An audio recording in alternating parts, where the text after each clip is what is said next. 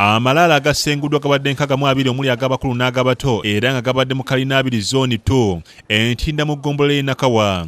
Omukolo gw'okusimula amalaalo gano gwatandise kiro ng'akalombolombo mu Buganda nga gwetabiddwako ab'ennyumba y'omugenzi Yozefu Nsubuga n'Abooluganda abalala kyokka olw'obungi bw'amalaalo obudde bubakeddeko nga bakyasima. Kino kyewuunyisizza abatuuze b'oku kyalo abatuuse mu kifo kino okubuuza ensonga esimisaayo abafu abangi bwe bate kyokka nga Abooluganda babagoba bugobi ate nga n'ekifo we basima bakitaddeko ekiwempe nga tosobola kulengera kigenda mu maaso ekiwaliriza abatuuze okuyita poliisi.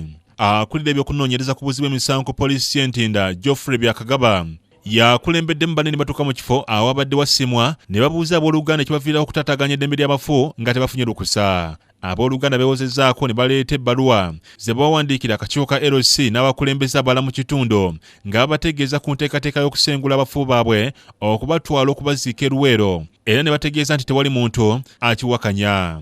Poliisi ebadde bawozesa eno ng'abalala bongera kusimira ng'abamu balina endeku z'omwenge nga bwe banywa ate nga waliwo nesesita alabiddwako ng'azze okusabira omukolo. Joseph Nsubuga omu ku Booluganda ategeezezza nti baasazeewo okusengula abafu baabwe kubanga ekifo kibadde kifuuse ekibuga nga tekikyagwanira kuziikamu bafu era ng'emikolo gyonna bagiyisiza mu kirokole. Amalaalo gano tugasengudde olw'ensonga gali mu ttawuni gali mu kibuga tegakyasobola kubeerawo. Twagala ogatwala ku butaka bwaffe Luweero Kasana bamugolodde gye tugatwala gasobole okubeera obulungi kuba wano kibuga ne bwolaba wonna wonna mayumba.